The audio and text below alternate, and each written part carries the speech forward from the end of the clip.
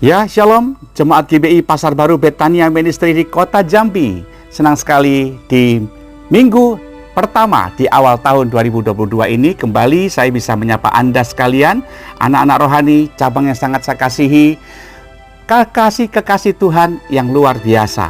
Selamat Hari Natal dan selamat masuk tahun baru di 2022, tahun di mana kita berjalan bersama dengan Allah dalam kasih setia Tuhan.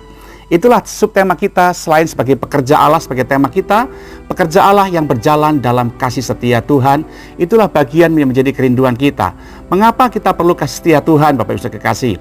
Itu disebabkan di dalam Mazmur pasal 65 ayat yang ke-11 dikatakan, Engkau memahkotai tahun dengan kebaikanmu, jejakmu mengeluarkan lemak, tanah-tanah padang gurun menitik, bukit-bukit berikat pinggangkan sorak-sorai, padang-padang rumput berpakaian kawanan kambing domba, lembah-lembah berselimutkan gandum, semuanya bersorak-sorai dan bernyanyi-nyanyi. Mari kekasih Tuhan, Jemaat GBI Pasar Baru Betania Ministry Jambi, bersukacitalah, bersorak-sorailah, sebab inilah tahun-tahun di mana Tuhan akan mencurahkan hujan akhir yang double porsi dahsyatnya, di mana berkat kemurahan Tuhan akan dicurahkan bagi setiap kita. Pertolongan anugerah Tuhan akan turun ke atas Anda, setiap para pelayan Tuhan, keluarga-keluarga Kristen, dan setiap kita yang percaya bahwa Yesus Tuhan dan Juru Selamat. Kita akan dimahkotai dengan hari-hari yang penuh dengan kebaikan Tuhan. Bahkan jejak kaki Tuhan yang kita ikuti itu mengeluarkan lemak dan kelimpahan. Bagaimana caranya supaya jejak Tuhan itu bisa mengeluarkan lemak dan kelimpahan di sepanjang tahun ini? Tidak lain dan tidak bukan adalah ketika sudah berjalan bersama dengan Tuhan. Kalau Anda berjalan bersama dengan Tuhan, Anda akan menikmati kasih setia Tuhan. Anda akan menikmati bagaimana dahsyatnya kasih setia Tuhan, memelihara rumah tangga, kesehatan, hidup nikah, bahkan masa depan kita. Karena di dalam Tuhan, setiap hari ada kasih setia yang selalu diperbaharui untuk kerinduannya membuat anak-anaknya makin diberkati. Bukankah kita adalah anak-anaknya yang disayang oleh Tuhan? Jadilah anak Tuhan yang selalu mau disayang oleh Tuhan. Dalam Ratapan pasal 3 ayat yang ke-22 dikatakan, tak berkesudahan kasih setia Tuhan, tak habis-habisnya rahmatnya, selalu baru tiap pagi, besar kesetiaanmu. Tuhan adalah bagianku, kata jiwaku, oleh sebab itu aku berharap kepadanya. Dan Tuhan adalah baik bagi orang yang berharap kepadanya, bagi jiwa yang mencari Dia. Bagaimana supaya kita mengerti bahwa kasih setia dalam bahasa Ibrani menggunakan kata hesed, yang artinya goodness, kebaikan, kemurahan, kelimpahan, kasih setia, pertolongan Tuhan yang luar biasa. Dan disitulah Tuhan mengajak para saudara untuk tenggelam di dalam kasih setia Tuhan. Kalau Anda berjalan bersama dengan Tuhan, pasti kasih setianya akan menjadi bagian milik kita bersama, yang menyertai setiap kita waktu setiap pagi bangun. Kita akan melihat pertolongan Tuhan, anugerahnya yang selalu melimpah dalam kehidupan setiap kita. Dan Tuhan mengajak saudara untuk mengerti bagaimana orang yang berjalan dalam kasih setia Tuhan. Mazmur berkata, saudara tidak lain dan tidak bukan harus belajar mengenal kasih Tuhan. Itu yang Tuhan rindukan. Ya Bapak Ibu, orang yang mau berjalan dalam kasih setia Tuhan, dia harus belajar percaya kepada Tuhan. Alkitab saya berkata di dalam Mazmur 36 ayat yang ke-11 dikatakan, lanjutkanlah kasih setiamu bagi orang yang mengenal Engkau, dan keadilanmu bagi orang yang tulus hati. Para jemaat pelayan Tuhan yang ada di gereja ini, saudara kalau mau menikmati kasih setia Tuhan, harus belajar mengenal Tuhan. Bagaimana orang yang mengenal Tuhan? Orang yang mengenal Tuhan itu bagian di mana Tuhan mengajak pada kita untuk mengerti arti percaya kepada Tuhan. Dikatakan dalam Mazmur pasal yang ke-9 ayat yang ke-10, orang yang mengenal namamu percaya kepadamu, sebab tidak kau tinggalkan orang yang mencari Engkau ya Tuhan. Inilah tahun di mana saudara diajak oleh Tuhan untuk belajar percaya kepada Tuhan. Bukan cuma sekedar KTP-nya orang Kristen, bukan cuma sekedar Anda ke gereja, tapi teraplikasi, bukti nyata dalam setiap aspek kehidupan saudara untuk menjadi orang yang percaya. Perkataan kita ngebuktikan bagi kita orang percaya kepada Tuhan. Tidak ada lagi bahasa kekhawatiran dalam menjalani sepanjang hari-hari di tahun yang baru. Tidak lagi bahasa-bahasa yang memaki-maki orang. Tidak lagi bahasa-bahasa yang mengecutkan atau mengecilkan ya iman orang di sekitar Anda. Belajar percaya kepada Tuhan. Karena orang yang berjalan kasih setia Tuhan adalah orang yang mengenal Tuhan. Orang yang mengenal Tuhan adalah orang yang percaya kepada Tuhan. Buktikan bahwa Anda sebagai suami, sebagai istri yang bisa percaya kepada Tuhan saat tekanan ada dan tantangan ada di sepanjang tahun ini. Percaya Tuhan berkata kepada kita, Dia tidak akan pernah meninggalkan kita. Dia melanjutkan kasih setianya tahun lalu pada tahun ini, sehingga saudara menjadi orang yang mengerti arti tidak ditinggalkan Tuhan di sepanjang tahun ini. Jejak Tuhan akan mengeluarkan lemak bagi saudara.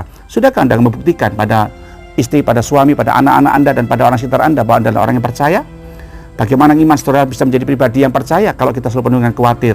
Kita menjadi orang yang selalu mengandalkan kekuatan sendiri. Kita selalu mencari solusi masalah dengan cara menyakitkan orang lain. Bahkan tidak segan-segannya kita seringkali ingin mencapai tujuan kita, tapi mengorbankan perasaan orang lain, tapi mengorbankan kebaikan orang lain hanya untuk mencapai tujuan kita. Itu orang yang tidak percaya dengan Tuhan. Orang yang percaya dengan Tuhan adalah orang yang mengerti bagaimana dia bisa memberi. Memberi apa? Hartanya. Seperti orang Majus, dia percaya kepada Tuhan Yesus pada waktu lahir di Bethlehem, dia memberikan hartanya. Dan saya nggak boleh berkata, oh saya orang hina, saya orang yang tidak mampu, saya orang yang sederhana. Kalau saya percaya kepada Tuhan, bukan soal tempatnya, bukan soal wadahnya, tapi soal apa yang ada di dalam saudara. Kandang yang hina ketika ada Yesus, kandang itu menjadi terkenal, Bapak Ibu. Kenapa? Karena ada Yesus lahir di dalamnya, walaupun dia ada di Bethlehem. Demikian kita. Mungkin hari ini Anda merasa tidak mampu, tidak berdaya. Kalau engkau percaya kepada Tuhan, ada orang yang spesial, ada pribadi yang spesial di dalam hatimu, dan dia akan membuat Anda menjadi pribadi yang dipromosikan oleh Tuhan. Sebabnya belajar untuk mengerti, membalas kebaikan Tuhan dengan belajar memberi. Yuk tahun ini Bapak Ibu kekasih Jemaat Jambi, belajar memberi. Memberi lebih banyak lagi, memberi lebih sungguh-sungguh lagi dengan Tuhan. Jangan ada ketidakpedulian terhadap pekerjaan Tuhan dan terhadap keluarga gembala. Saudara harus belajar mengerti arti peduli. Ketika Anda peduli dengan pekerjaan Tuhan, sama halnya Anda peduli dengan Allah. Lihat Matius pasal 25. Di situ ada 3 perikop Itu 5 anak darah yang bodoh, kemudian ada juga 5 anak darah yang pandai, perumpamaan tentang talenta, dan juga tentang penghakiman di akhir zaman. Semuanya itu berhubungan dengan hati yang peduli dengan sesama. 5 anak darah yang bodoh tidak mau beri persediaan. Kenapa? Karena mereka tidak mau ada orang penjual minyak yang dapat untung lebih banyak dalam hidupnya. Makanya dia hanya mau minta sama yang 5 darah yang pandai. Egois Bapak Ibu. Makanya 5 darah yang pandai berkata, kamu harus belilah kamu di luar. Dan akhirnya mereka terpaksa harus membeli. Saya berdoa supaya tulus ikhlas menyertai Bapak Ibu di sepanjang tahun ini. Belajar memberi, belajar membuat orang lain berhasil, supaya saudara bisa melihat kemuliaan Tuhan nyata. Dan perumpamaan talenta adalah perumpamaan tentang di mana saudara diajar untuk percaya bahwa apa yang dipercayakan pada saudara harus digunakan untuk memberkati orang lain supaya nama Tuhan dipermuliakan. Dan terakhir, dalam pasal 25 dikatakan bagaimana nanti ada orang golongan kambing dan golongan domba. Golongan domba adalah orang-orang yang peduli dengan orang-orang yang membutuhkan, orang yang hina. Dan Yesus berkata, ketika kau melakukan pada saudaraku yang hina ini, kau sama melakukannya untuk aku. Ketika aku lapar, kau kasih aku makan. Ketika aku haus, kau kasih aku minuman. Ketika aku telanjang, kau beri aku pakaian. Kau sama melakukannya untuk aku. Dan itu bagian yang Tuhan ajarkan buat kita. Mari jemaat, dimanapun Anda berada, belajar untuk mempunyai kepedulian. Belajar memberikan persepuluhan. Itu hak dan milik Tuhan. Belajar untuk menabur, persembahan syukur, persembahan tantangan, supaya saudara bisa peduli bahwa ngengat dan karat di sorga tidak akan memakannya. Tapi ketika engkau memberi, engkau sedang mengumpulkan hartamu di sorga. Dan saya percaya ketika nanti saudara bersama dengan Tuhan, engkau akan melihat pertolongan Tuhan yang ajaib. Yang kedua, orang yang mengenal Tuhan, orang yang berjalan kasih setia Tuhan adalah orang yang betul-betul mengerti arti melekat dengan Tuhan. Dalam Mazmur pasal 91 ayat 14 dikatakan, sungguh hatinya melekat kepadaku, maka aku akan meluputkannya, aku akan membentenginya, sebab ia mengenal namaku. Bapak Ibu kekasih, jadi dia menghubungkan kata melekat dengan orang yang mengenal. Ketika engkau mengenal dengan Tuhan, maka engkau percaya, dan ketika engkau percaya, engkau akan melekatkan diri kepada Tuhan. Dan sepanjang tahun ini, akan ada banyak virus-virus lain yang akan masuk. Berita-berita yang menggemparkan yang akan masuk. Dan di sana saudara akan melihat bagaimana sungguh, keluarga percaya, orang Kristen akan dihancurkan dan mereka akan dibikin takut dan cemas. Tapi kalau engkau melekat dengan Tuhan, itu semua akan sirna dalam hidup saudara. Karena Tuhan berjanji, Tuhan akan meluputkannya. Kata meluputkannya dalam bahasa Ibrani menggunakan kata palat. Kata palat itu punya arti bahwa dia sedang melepaskan seseorang dari ancaman. Dia lolos daripada sebuah masalah. Berarti dia sempat kena tapi diangkat oleh Tuhan, diloloskan. Itu kata palat dalam bahasa Ibrani. Dan Tuhan mengajar pada saudara, ketika engkau melekat dengan Tuhan, maka engkau akan palat, akan diloloskan Tuhan, diluputkan. Walaupun masalah itu datang, saudara tidak akan kena terimbas daripada akibat masalah itu. Kenapa? Saudara diloloskan oleh Tuhan. Dan Tuhan mengajak pada kita kuncinya melekat dengan Tuhan. Suka memuji, suka menyembah Tuhan, suka beribadah, suka ikut mencari komunitas orang percaya untuk membicarakan firman Tuhan. Dan disitulah pribadi yang melekat terlihat dari keubahan hidupnya. Ayo, Anda melekat dengan Tuhan atau enggak, itu terlihat dari keubahan hidupnya. Caramu memberi, caramu menolong orang, cara kita menjadi pribadi yang tutur berkata-kata lewat sosmed, lewat jempol kita, lewat tutur kata kita, sudah berubah belum? Kalau Anda melekat dengan Tuhan, Anda menyerap nutrisi-nutrisi dari kehidupan Kristus, tertampak, terlihat, terwujud dari Anda dengan cara apa? Melekat dengan Tuhan. Orang yang melekat dengan Tuhan, puji Tuhan, dia akan terus selalu rindu mencari Tuhan, terus rindu mengabdi dan melayani Tuhan. Suatu sukacita pada pagi hari ini atau pada sore hari ini, Ya, ada pelayan-pelayan Tuhan yang akan dilantik menjadi diaken dan diakones, atau pelayan Tuhan pengurus gereja membantu pelayanan gembala Pendeta Nikodemus Chen. Itu satu bukti bahwa Anda rindu melekat.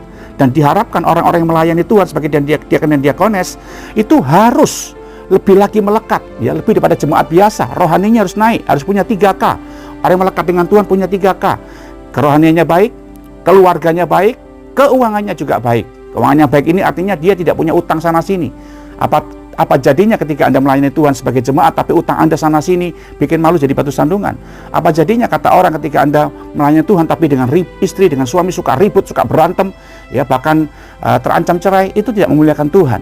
Apa jadinya kata orang ketika Anda melayani Tuhan tapi karakter kita bobrok, pelit lah, tidak tahu memberilah, suka ngomongin orang lah, kemudian sombong? Itu bentuk-bentuk karakter yang tidak baik. Lalu punya iri, dengki, dendam, itu semua harus dibuang Bapak Ibu ketika Anda tampil sebagai pelayan Tuhan atau diaken atau pengurus gereja.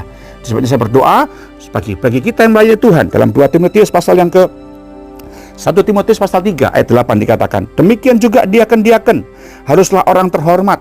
Jadi Anda harus terhormat, ya. Jangan bercabang lidah, jangan berdolak-dalik cari muka. Sama A ngomong B, sama C ngomong C, sama B ngomong A, itu diputar balik, ya, itu nggak boleh. Jangan penggemar anggur, jangan serakah, melainkan orang yang memelihara rahasia iman, ya, dalam hati nurani yang suci. Mereka juga harus diuji dulu, baru ditetapkan untuk pelayanan itu. Setelah ternyata mereka tak bercacat. Demikian juga istri-istri, hendaklah orang terhormat, jangan pemfitnah, dia hendaklah dapat menahan diri dan dapat dipercayai dalam segala hal.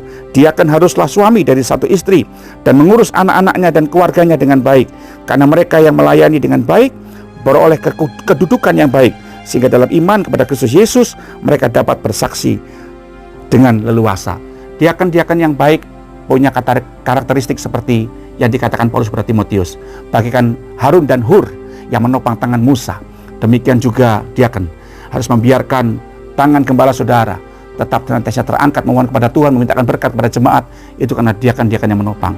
Belajar mengcover kehidupan gembala, belajar mengcover kehidupan keluarga saudara, bahkan menjadi pelayan bagi jemaat. Sehingga saya percaya ketika diaken sepanjang tahun ini yang dilantik pada sebentar ini oleh Pendeta Niko, Anda akan mendapatkan urapan pelayan Tuhan. Anda akan mendapatkan urapan, dan itu berimbas pengurapan itu buat ekonomi saudara, buat masa depan saudara. Dan saya percaya bagi sepanjang tahun ini, jejak kaki Tuhan Anda ikuti akan mengeluarkan lemak dan kelimpahan, dan pribadi Anda akan ditolong Tuhan dengan begitu ajaib. Di sepanjang tahun ini mari belajar mengingat segala kebaikan Tuhan. Orang Mesir itu punya satu kehidupan atau punya satu budaya. Mereka punya semacam kayak kaleng begitu, atau semacam kayak wadah, dan dalam kaleng itu diisi dengan 2 jenis benda, batu yang warna hitam dan batu yang warna putih. Kalau mereka sedang mengalami keadaan-keadaan yang buruk, mereka selalu masukkan batu hitam. Kalau mereka mengalami keadaan-keadaan yang baik, berkat dan segala macam, mereka masukkan batu putih. Dan pada akhir tahun mereka menghitung berapa banyak batu hitam dan berapa banyak batu kecil putih yang mereka bisa dapatkan. Dan itu akan menjadi kalkulasi, menjadi kaleidoskop, menjadi evaluasi. Dan saya rindu supaya kehidupan kita selalu ingat kebaikan Tuhan, dan tidak mengingat kesalahan-kesalahan orang atau masalah-masalah saudara. Percayalah, dalam kehidupan saudara ada berkat Tuhan yang diberikan. Ada selalu batu putih yang kita isi dalam kehidupan kita. Itulah lemak dan kelimpahan yang Tuhan berikan bagi kita. Saya berdoa supaya dia akan dilantik pada hari ini bisa menopang pelayanan Pendeta Niko dan jemaat sekalipun. Ya, sekalipun Anda bukan diaken, tetap menjadi pendoa, tetap menjadi pensupport, tetap menjadi orang-orang bagikan Yohanes akhir zaman yang selalu mensupport pelayanan Tuhan Yesus lewat hambanya yang ditetapkan di gereja ini, Pendeta Madya Nikodemus Chen. Tuhan memberkati saudara. Selamat hari Natal, selamat menikmati tahun penuh kasih karunia, tahun penuh kasih setia Tuhan di sepanjang tahun ini. Doa saya untuk Anda, dan sampai jumpa. Saya berdoa supaya saya bisa hadir di hadapan Anda pada tahun ini. Tuhan memberkati. Shalom.